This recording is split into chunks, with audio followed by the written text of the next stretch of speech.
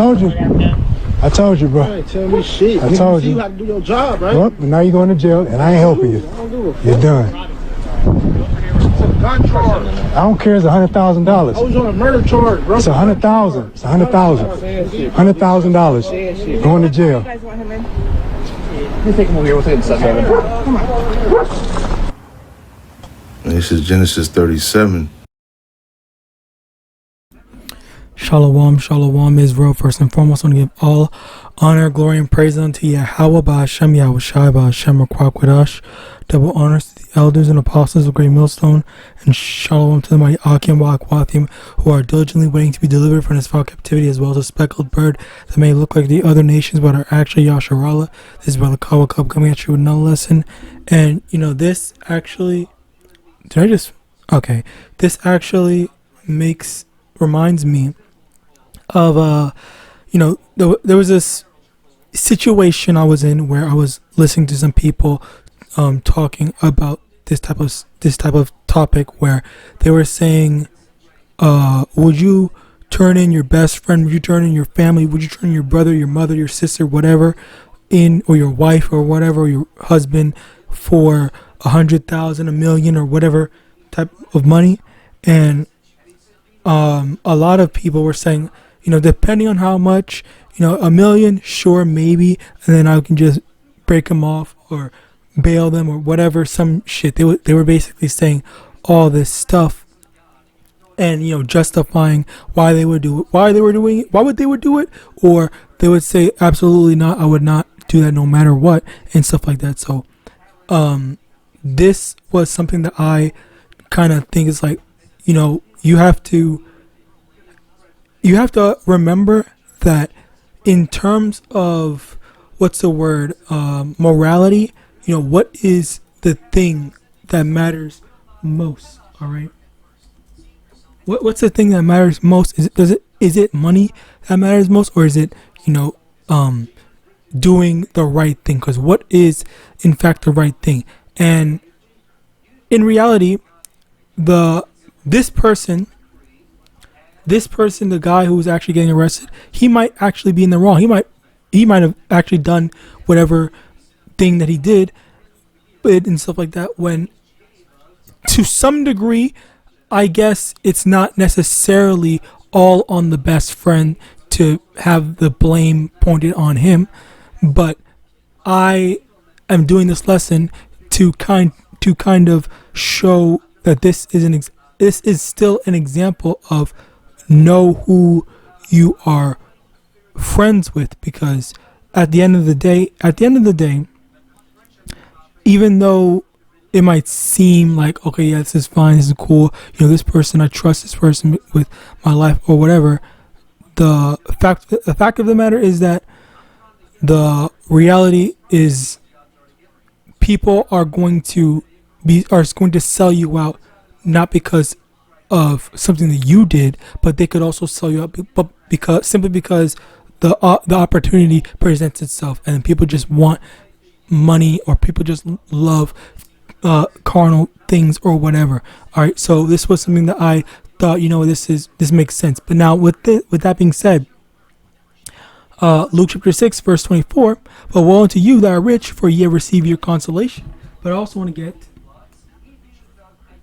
2 Corinthians chapter 4 verse 18.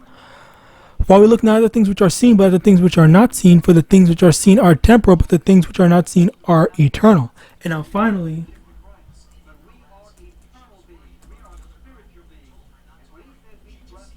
Matthew chapter 6 verse 19. Lay not up for yourselves treasures upon earth, where moth and rust doth corrupt, and where thieves break through and steal, but lay up for yourselves treasures in heaven, where neither moth nor rust doth corrupt, and where thieves do not break through nor steal. For where your treasure is, there will your heart be also. That's basically the thing where, don't be seeking after these worldly riches.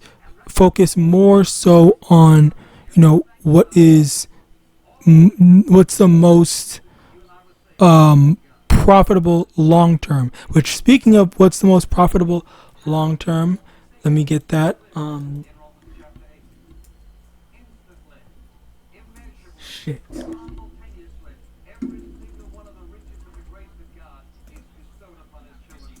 Okay, so Luke chapter 12,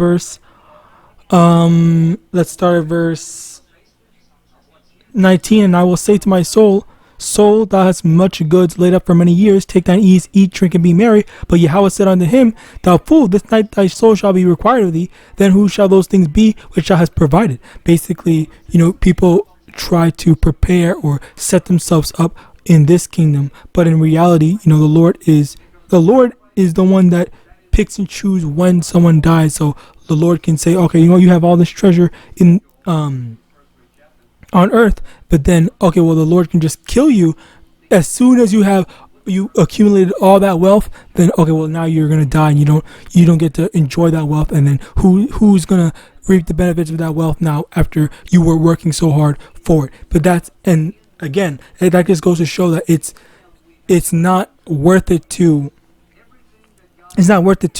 invest all your time and your morality into wicked carnal stuff, but more so the spiritual side of it. So as a result of that, that was the thing where the people were talking about how do you, or what is the best thing, or because, like, say for example, if you both went into like robbing a bank, for example, because that's one of those big things with those movies. I forgot what that movie was, Ocean's 11 or something like that, where if you sell out the other people, you get a lesser sentence, or you just don't go at all. You can just say, okay, well, it was just this person, so now you're good. And are you able to live with yourself? Are you able to do that? But in actuality, you shouldn't be thinking that way, okay? Because and that's the thing, where are you associating yourself with the right people? Now, Sirach 37 verse 1, every friend saith, I am a friend also, but there is a friend which is only a friend in name. Basically meaning that they only say that they're a friend, meaning that they're not a true friend, because when you actually need them, they're nowhere to be found. All right, so if I can remember,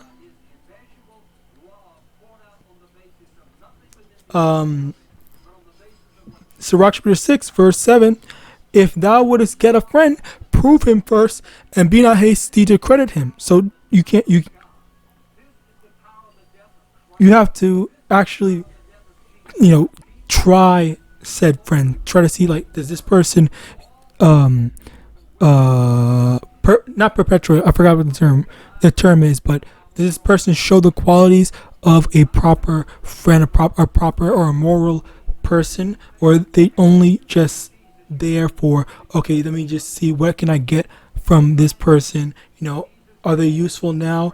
Okay, well, I'm done with this person. I don't need them anymore, because they've served their purpose. I'm moving on to somewhere else. And these are the things that you have to actually think about.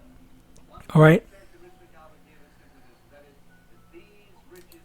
Slakia. So John 13:16, verily, verily, I say unto you, a servant is not greater than his Lord, neither he that is sent greater than he that sent him. And actually, that's what this brother actually did in this lesson, where he mentioned YAHAWASHI. Even YAHAWASHI had experienced, having been betrayed. So then that's another thing where you should expect someone could potentially betray you, and that's why you have to be very picky about who you are calling a friend, whom you are associating yourself with. You can't just be, because that's a thing. That's actually a big thing where people are very.